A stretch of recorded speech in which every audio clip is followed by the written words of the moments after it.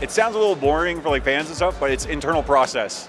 So one of the biggest things we wanted to do is like improve our reactivity and be able to get our actual content in the hands of our players faster. So one of the things there is we actually readjusted how we deliver that content.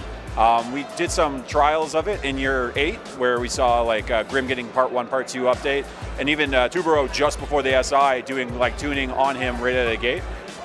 These are all things we've been adjusting and changing because again, we're living. It's a game. People are experiencing it every day, so we want to make sure that we can deliver that to our players as fast as possible. So, like I said, internally, it's not the most exciting thing, but it's very, very good because that means we get to deliver the content faster to our to our players, and essentially make the game more enjoyable for everyone.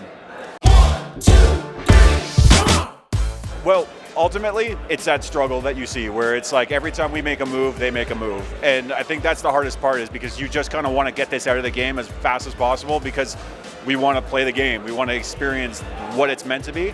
And so it's super frustrating from our side to have to deal with that and like to go through that.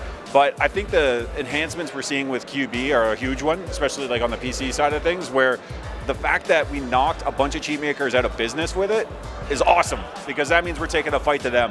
And at the end of the day, that's what it is. It's a fight that we're going to continue to do, continue to reinforce. And Alex like has done a great job covering it and going into it in the detail. Like mousetrap on console, freaking love that feature. Like I play on both console and PC, so like I jump around a lot, which is why I can't get to plat because that's my excuse. All right, maybe. And anyway, at the end of the day, like the fact that we're running after both our communities, want to make sure that everyone gets that fair play.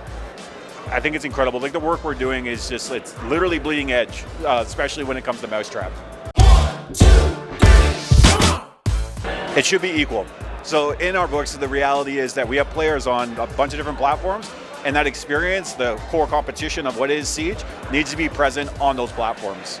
And it's up to us to make sure that you get that freedom, and this is why we're investing a lot of time into the accessibility on console with controller remapping, being able to hip lean and like without actually ADSing. All these things, those are investments we're making to make sure that the console players or anyone on a gamepad can have that elevated experience that you see on PC.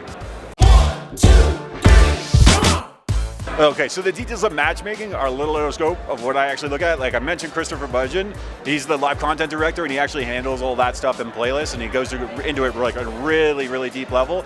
But essentially, we're always looking to make the games, get you in games as fast as possible and as fair as possible. Because again, competition is like our #1 thing. We want everything to be based and fair, that you're going into matches that you should be in and just experiencing the best games you can in the Siege.